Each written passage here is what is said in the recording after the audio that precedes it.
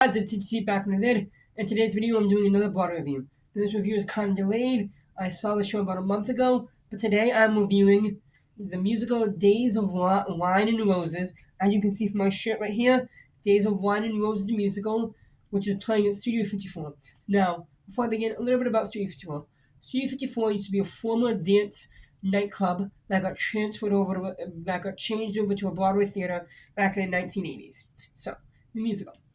The musical Days of Wine and Roses follows this couple, Joe Clay and Kirsten Armitage, let me double check her last name, Kirsten Arneson, and it kind of follows them as they kind of fall in love in how alcohol tears them apart. Now, this musical is written by, hold on one second, it's written by, hold on.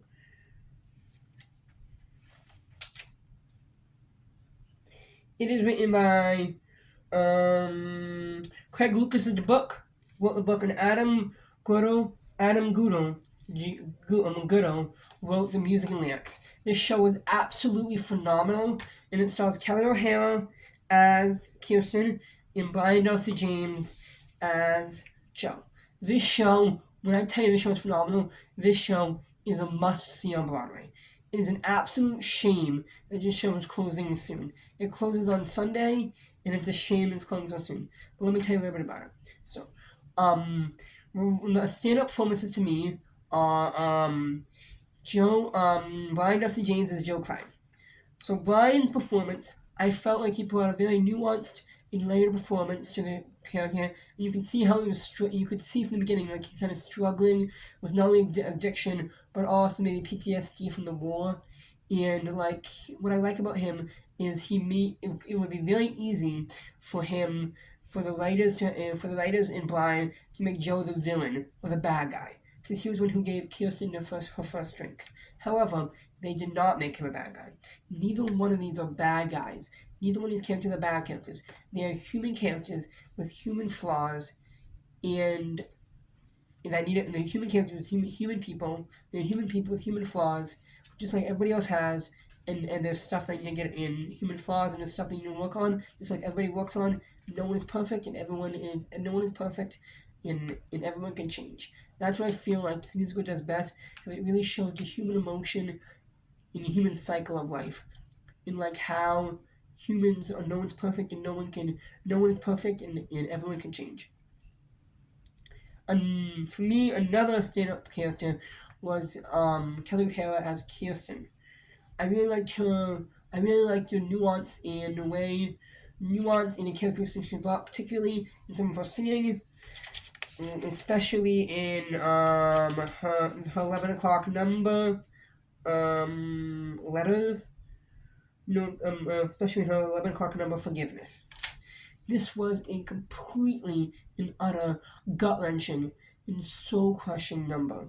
It was absolutely amazing.